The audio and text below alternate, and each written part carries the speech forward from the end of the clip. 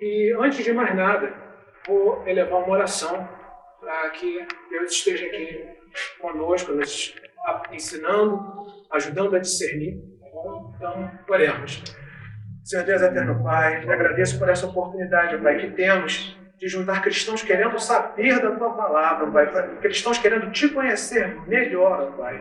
Nesse momento pedindo que o Senhor esteja aqui, ó Pai, vendo o Seu Espírito Santo, pois é Ele, ó Pai, que nos dá o discernimento da Sua Palavra, Pai. Que não seja o ego, Pai, mas que seja a Tua voz a ser ouvida aqui, Pai. Esteja abençoando cada um, esteja no coração de cada um, podendo permitir que se concentre, ó Pai, que tenha, ó Pai, a compreensão do que será dito.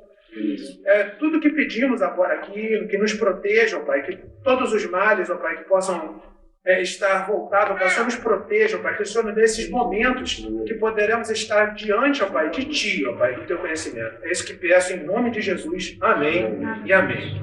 Então, o que a gente está começando hoje aqui é um estudo bíblico. Tá? A gente vai desenvolver um raciocínio onde eu vou ensinar aos irmãos, e os irmãos também vão poder me ensinar a nossa constituição, a nossa regra de jogo, é a Bíblia. Então, pode chegar alguém aqui, mas Freud disse, mas Gandhi disse, mas Chico Xavier disse. Não.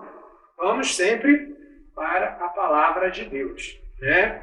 Então, a primeira leitura que eu gostaria de fazer com os irmãos está em 1 Tessalonicenses 5, tá? 1 Tessalonicenses 5, onde 21, e a partir do verso 21 e o 22, tá? Quando o apóstolo Paulo está mandando as recomendações à igreja de Tessalonicenses. E isso é uma recomendação que serve para nós até hoje. Nas aulas futuras eu vou falar sobre cronologia e vou explicar que tem coisas na Bíblia que se cumpriram, que elas não perduram, mas isso é para uma aula futura. Então hoje a gente tem 1 Tessalonicenses 5, 21 e 22. Eu vou pedir a alguém que já abriu, para não ficar fazendo tudo que leia. Por favor. Não abri não. Examinai tudo, 21, isso. examinai tudo retendo bem. Abstende-vos de toda a aparência do mal. É curto, mas é muito importante. Vou repetir. Examinai tudo. Retende o bem. Abstende-vos de toda aparência do mal. Ou seja, se parece que é mal, você tem primeira coisa. Então, essa é a regra básica da vida do cristão. Você pode olhar tudo? Pode olhar tudo. Você vai reter o quê? O bem. Agora, o que é mal, você tem que fugir. Uma vez que você identificou o mal, você deve fugir. E isso, nos dias de hoje, leva para uma questão chamada preconceito. Por quê? Porque parece mal. Quem tem tantas mães aqui, você deixaria a sua filha pegar numa cobra? Vocês têm preconceito contra a cobra. Você se jogaria de uma ponte sem paraquedas para ver se você chegaria lá embaixo vivo? Você tem preconceito contra a altura. Nem todo o preconceito é ruim.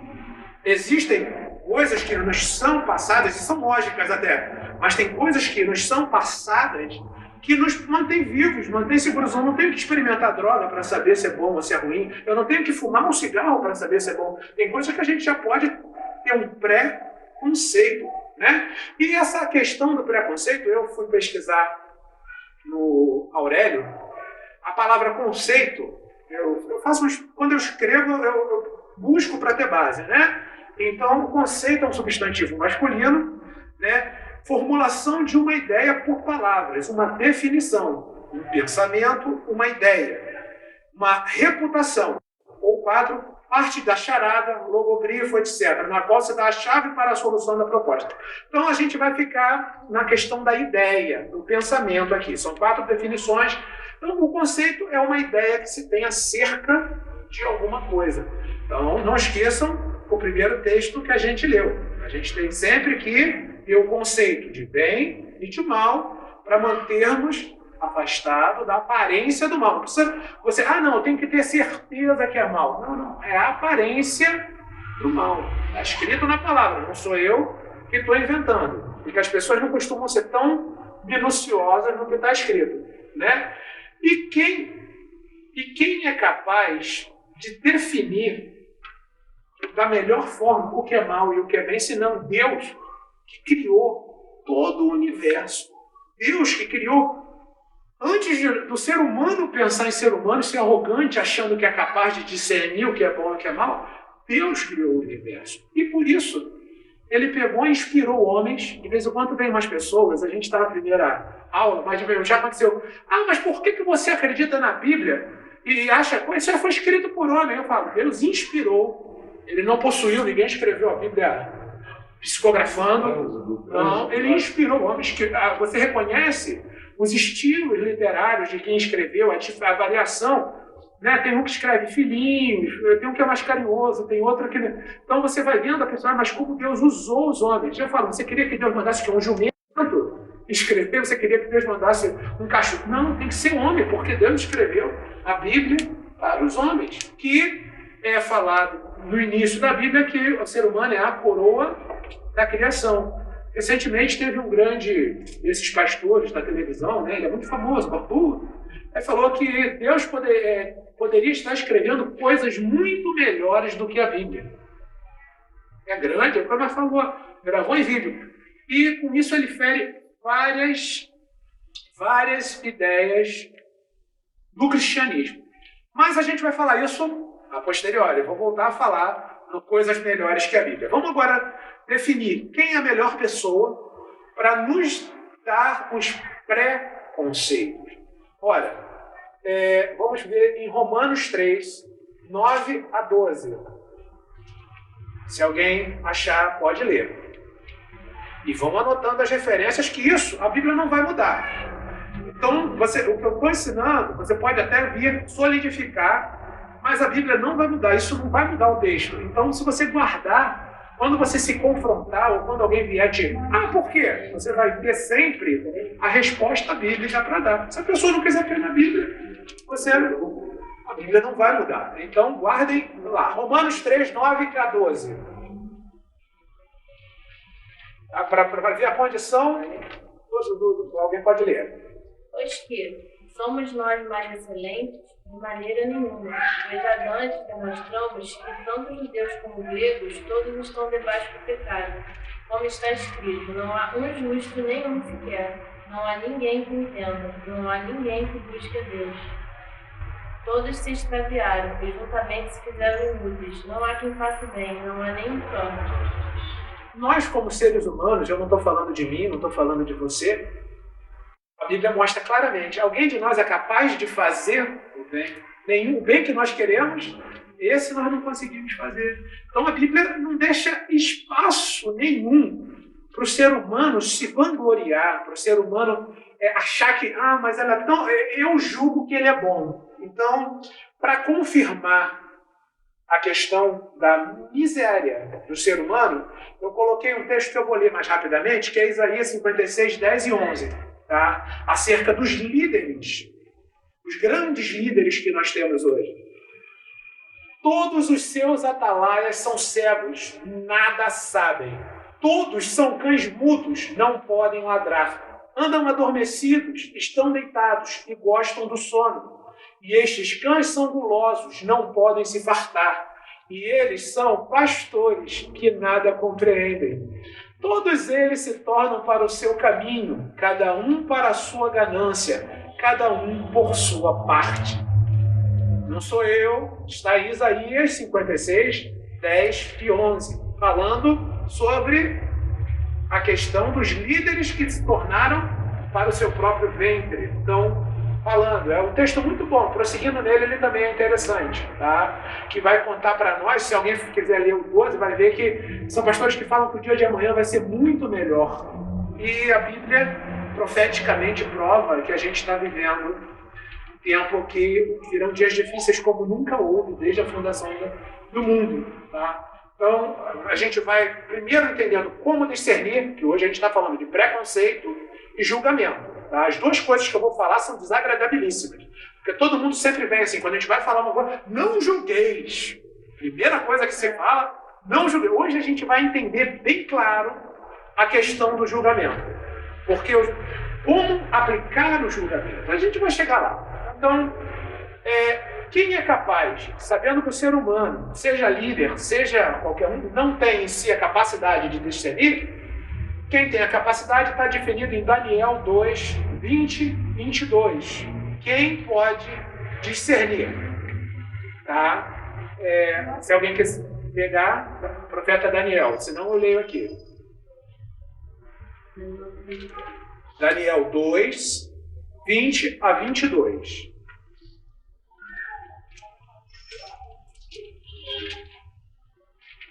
Pode se acostumar a ficar esperto na Bíblia, que o estudo é com base bíblica, sem contradição. A Bíblia, no Antigo Testamento, confirma 2, 20 a 22.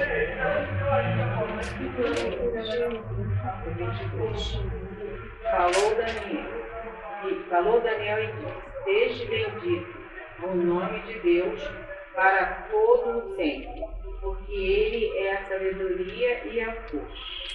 Ele muda os tempos e as horas. Ele remove os reis e estabelece os reis.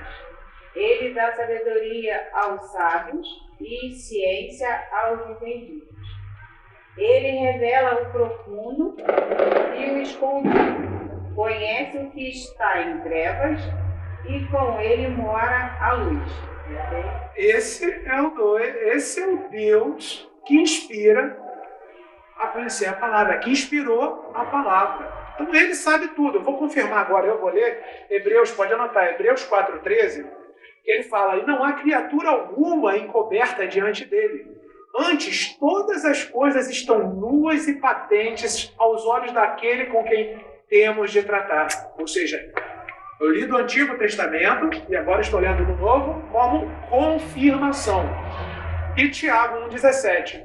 Toda boa dádiva e todo o dom perfeito vem do alto, descendo do Pai das luzes, em quem não há mudança nem sombra de variação. Deus muda? Deus tem sombra de variação? Hoje em dia a gente vê pessoas querendo converter, em vez de se converter a Deus através do conhecimento da palavra, a gente vê pessoas querendo converter Deus a ela. Né? Querendo, mas isso faz bem, então é para Deus. Nem tudo que parece bom, há caminhos que parecem retos aos olhos do homem, mas que no final são caminhos de morte. Então, se você começar a entender, e o foco sempre nosso é a palavra, você vai ver que aquele caminho, olha, você está cheio de boa intenção, está fazendo uma coisa que parece muito boa, mas que está desviando do caminho de Deus. E quando você tem esse conhecimento, você deve exortar, eu já vou ler sobre isso, e deve se afastar de toda aparência do mal. Então você vai começar a saber como se comportar diante da aparência do mal.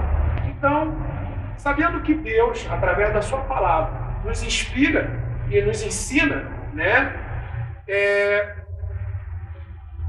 engraçado ver que o ser humano sempre quer ter a posição de Deus na Terra. Ele quer ser Deus, ele quer ser exaltado, né? Haja vista a primeira proposta, né? Vocês conhecem a primeira oferta, né? A gente hoje vai no mercado aqui atrás, várias ofertas, mas vocês sabem qual foi a primeira oferta da história do mundo? Vocês sabem qual foi a primeira grande oferta? Eu vou ler para vocês. Então a serpente disse à mulher: certamente não morrereis, porque Deus sabe que no dia que dele, o fruto que tinha sido proibido, do que dele comerdes, se abrirão os vossos olhos, e sereis como Deus, sabendo o bem e o mal. E viu a mulher que aquela árvore era boa para se comer, e agradável aos olhos, e árvore desejável para dar entendimento. Tomou do seu fruto e comeu. E deu também o marido, e ele comeu com ela. Eu estou lendo a Bíblia como certo, mas é o que está escrito na Almeida. A primeira grande oferta da história da humanidade foi que o homem seria igual a Deus se comesse um fruto bonito. A serpente não estaria cheia de boas intenções? Olha, é um fruto bonito, você vai ser igual a Deus. Pois é o que tem acontecido hoje, novamente. Eles estão oferecendo à humanidade tecnologia. Tenha isso. Eles querem oferecer um estado de semideus ao ser humano. E a gente é falho, fraco. Essa carne perece, essa carne... Então as pessoas estão se esquecendo que desde o início a proposta foi sempre A mesma. Tá? Nós devemos nos submeter ao Senhor Deus, sempre. Né? Eu mencionei dos caminhos, e só para confirmar a passagem, Provérbios 14, 12, né? Há um caminho que ao homem parece direito, mas o fim dele são os caminhos da morte. Tá? Eu estou passando aqui porque eu fiz as pré-anotações, então facilita. Né? Mas, pessoal, não é pra, se tiver alguma participação, se tiver algum comentário, não se sintam como eu sou o professor. Não, eu estou aqui, de repente você lembra de algo que eu não vi. Então pode falar, pode questionar. Tá? A gente está fazendo um estudo, não será algo muito extenso para a gente não ficar cansado de ficar sentado, mas a gente vai ter objetivos definidos, plano de aula. O que a gente vai estudar hoje? Então, já devemos fugir da aparência do mal. O ser humano é capaz de, por si próprio, saber o que é bom e mal? Não, o ser humano não é. Ele vai depender sempre da palavra de Deus para poder ter o discernimento. Tem coisas que são óbvias. A cobra se jogar de um prédio, mas há coisas que a gente tem que recorrer à palavra de Deus, fazer a comparação entre fato e palavra. E você vê, e quem está certo? Às vezes o fato se adequa à palavra, então está certo. Às vezes o choca e aí não tem como estar certo. Né? Então, o papel do cristão para se manter afastado da aparência do mal é discernir. Né? Uma palavra muito bonita, discernimento. Você tem que ter discernimento do bem e do mal. Só que discernir, voltando ao dicionário, e eu vou facilitar para vocês, discernir significa julgar. E aí, mas a Bíblia fala não julgueis. Ora, bolas, vamos entender aonde a Bíblia fala não julgueis. Tá? Não julgueis, Mateus 7, 1 e 2. Se alguém quiser ler, por favor, Mateus 7, 1 e 2.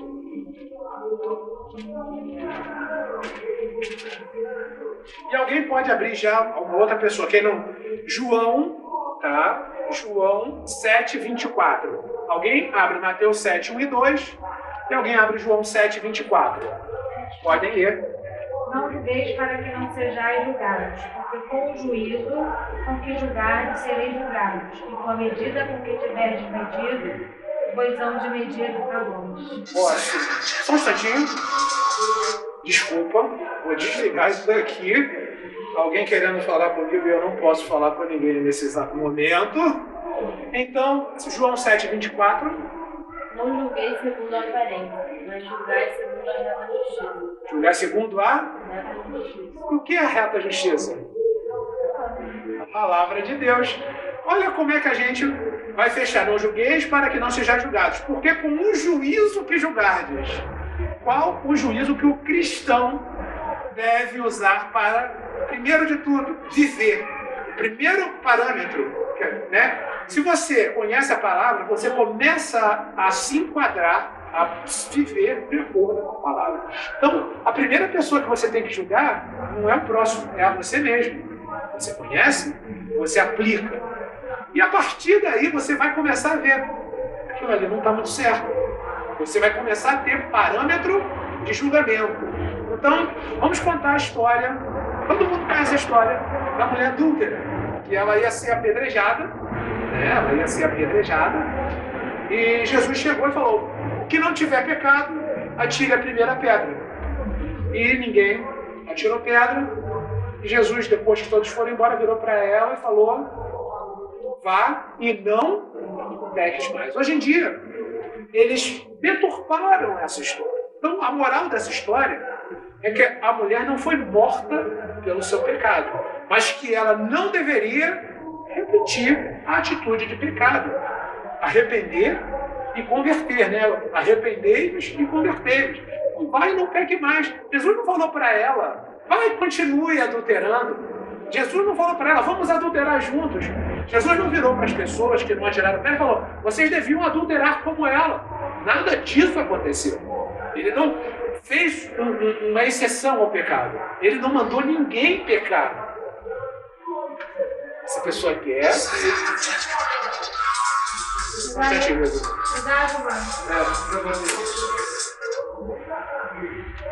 Morreu. Então, o que acontece? Ele não mandou ninguém pecar. Mas hoje em dia, como é que eles falam? Se você está me condenando porque eu estou pecando, atire a primeira pedra.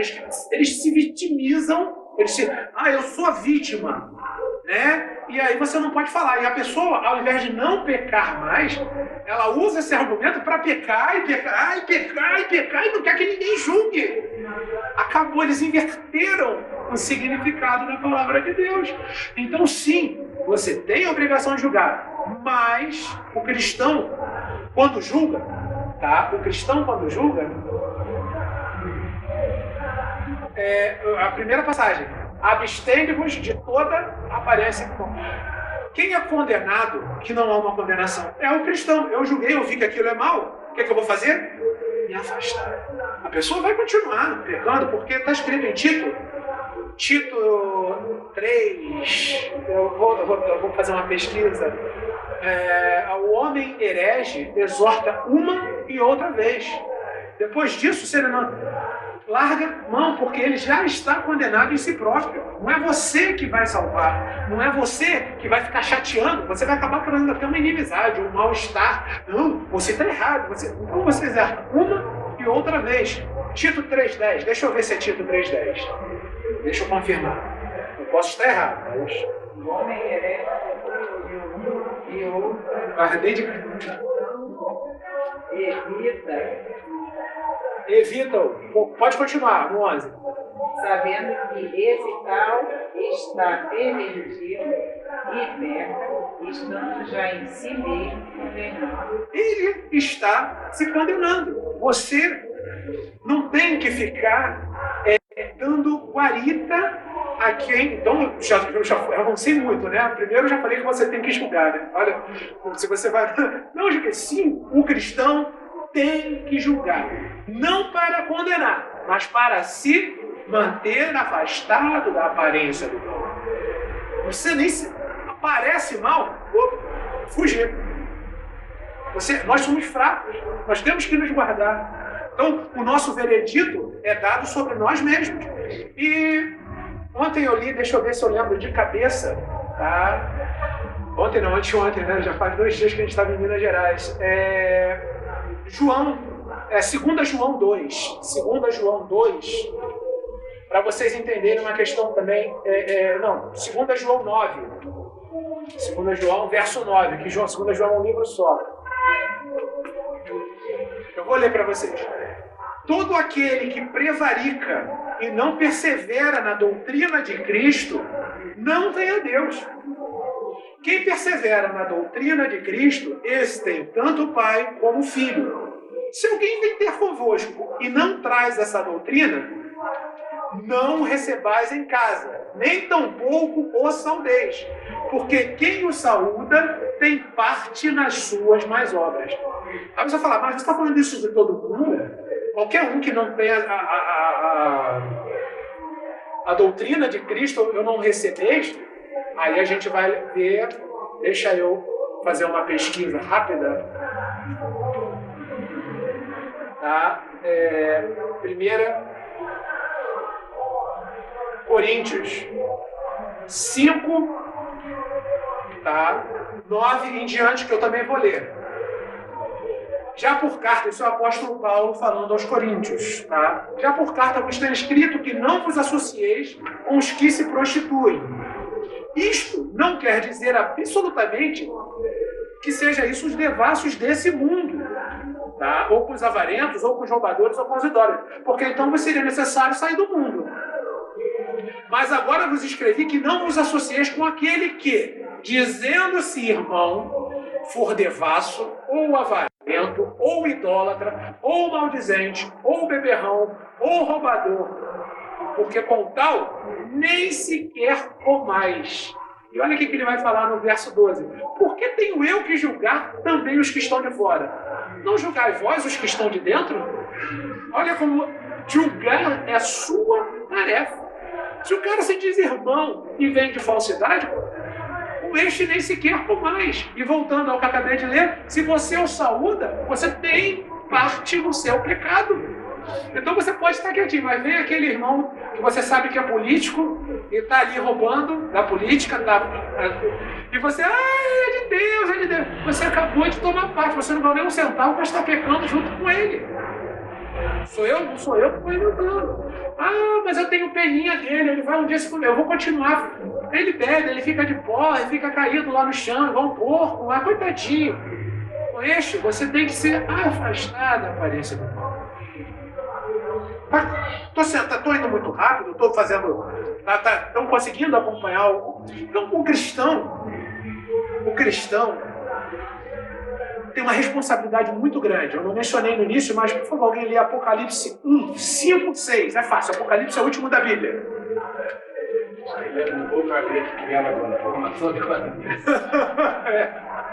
Apocalipse 1, 5 e 6.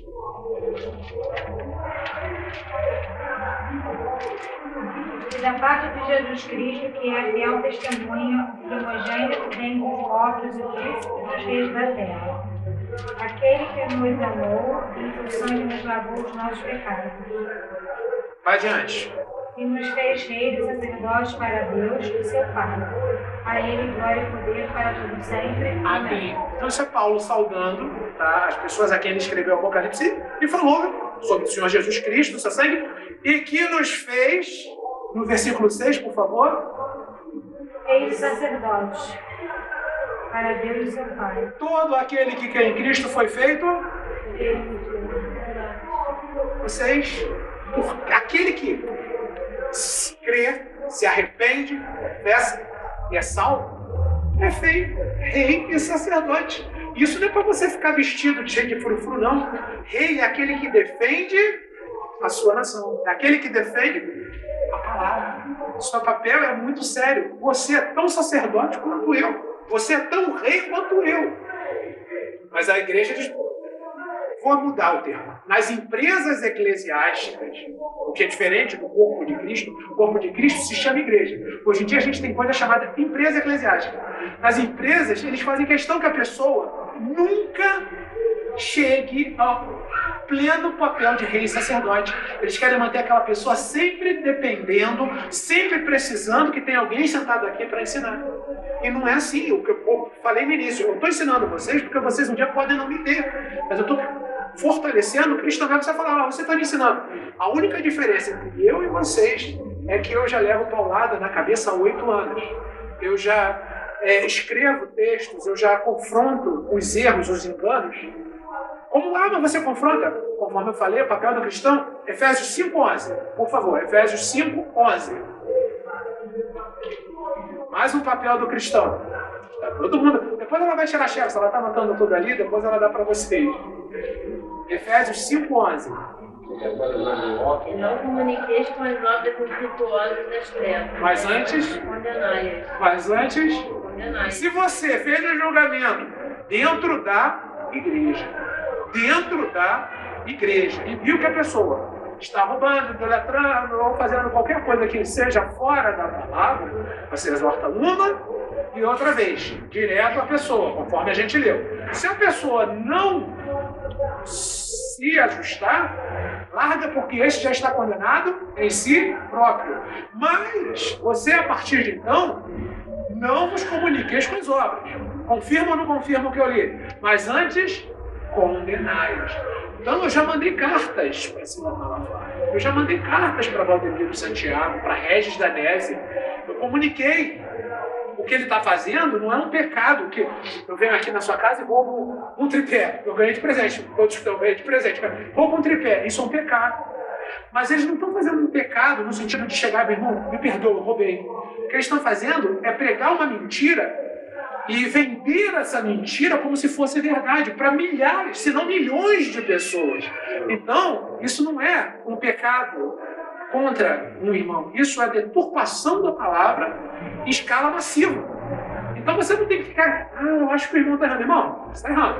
Irmão, você está errado. Atenção, é o seguinte, a Bíblia fala isso. Se vocês querem seguir o engano, vocês estão condenados. Mas siga quem quiser. Então, hoje em dia a gente está vivendo uma indústria religiosa que manda você ficar calado. Não, O importante é que o evangelho está sendo pregado. Eu tive um problema agora, domingo retrasado. Sempre tenho, mas foi um cantor muito famoso, com os cabelos em pé, que grita igual louco. Foi no programa da Regina Casé, o Thales. Foi lá e a palavra de Deus para ser pregada. A fé vem pelo ouvir, o ouvir pela palavra. E Deus conhece essa passagem? A fé vem pelo ouvir e o ouvir pela palavra de Deus. Né? Então, se eu não estou falando da palavra, eu não estou levando ninguém à fé genuína. Eu posso te fazer chorar, mas eu posso estar mentindo. O choro não é sinal bíblico de conversão. A felicidade não é sinal bíblico de conversão. Então, hoje em dia existem técnicas, no futuro a gente vai ter oportunidade, que manipula a sua emoção, que manipula o seu sentimento, e quando ele fala, isso é Deus entrando em você, aí você chora.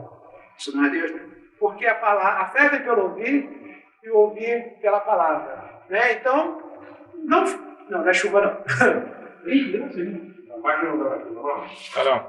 Ainda não. Então fica bem claro, tá, que quando alguém vai a algum lugar e não menciona a palavra e não convence, quem convence o pecador do pecado, da justiça e do juízo é o Espírito Santo. Mas se você não fala a palavra, você não abre espaço para o Espírito Santo atuar. Você vai usar de técnicas das mais diversas, mas que é fora de Deus. Você está convencendo as pessoas de algo que na verdade não é o Evangelho. E as pessoas ficam achando, mas foi tão bonito, mas eu senti a presença. Mas você não vai sentir. Eu vou falar disso também mais tarde. Eu tive o desprazer de assistir. Eu falo que quando morre alguém, tem que sempre um parente identificar o corpo. Então eu fiquei ali como esse parente, identificando o cadáver podre que estava ali, porque o homem foi num local onde haviam pessoas de diversas fés, e ela falou claramente, isso aqui é um culto ao Deus Samba. Como é que você, como cristão, pode estar sentado numa mesa, e isso está gravado, onde isso é um culto que não é o seu Deus, quando Cristo é o único caminho, a verdade e a vida, só Ele leva ao Pai. E ele não falou nada. Ele ficou lá, com aquela cara, fez um biquinho, e depois foi no grupo dançar. Eu vi depois assim, em que momento se falou o mínimo de palavra? Ele falou assim, não, eu sou de uma igreja que aceita tudo. Se você quiser dar uma pausa, eu aceito um copo d'água também. Dá uma pausinha, eu vou beber um copo d'água. Então, eu parei falando sobre... Não, que não houve pregação da palavra.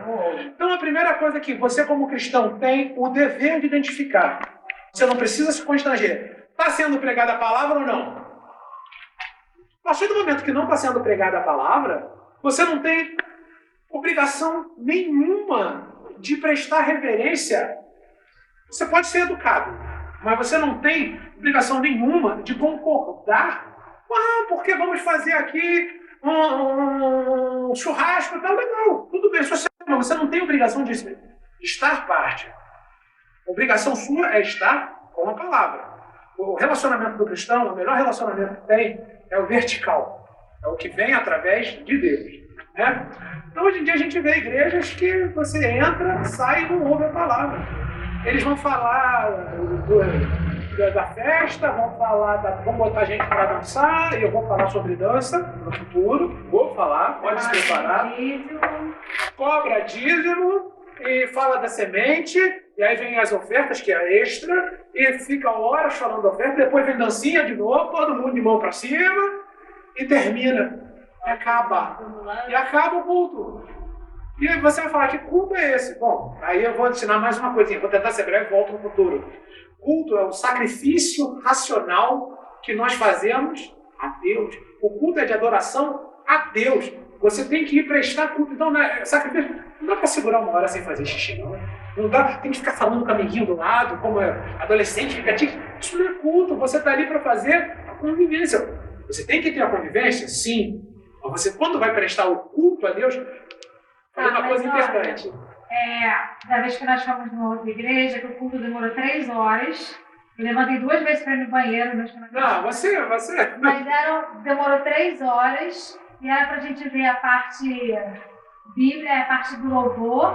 E aí, quando chegou no final do louvor, ele pediu palmas para a orquestra. Se não tivesse da orquestra, o louvor não tinha sido bonito. Experiências. A gente passou por isso. Isso é uma igreja batista. Cadê Deus? Então, o que acontece?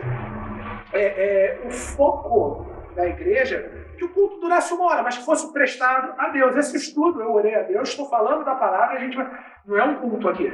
A gente não está, estou sendo bem, nós estamos fazendo um estudo bíblico. Se um dia a gente se dispuser a fazer um culto, a gente vai escolher um louvor que adore a Deus e não ao homem, que tem muitos louvores, que só falam, ó Senhor, me dá a felicidade. São louvores que botam o homem no centro. Isso não é louvor. Isso é louvor ao homem. Então isso não presta como culto.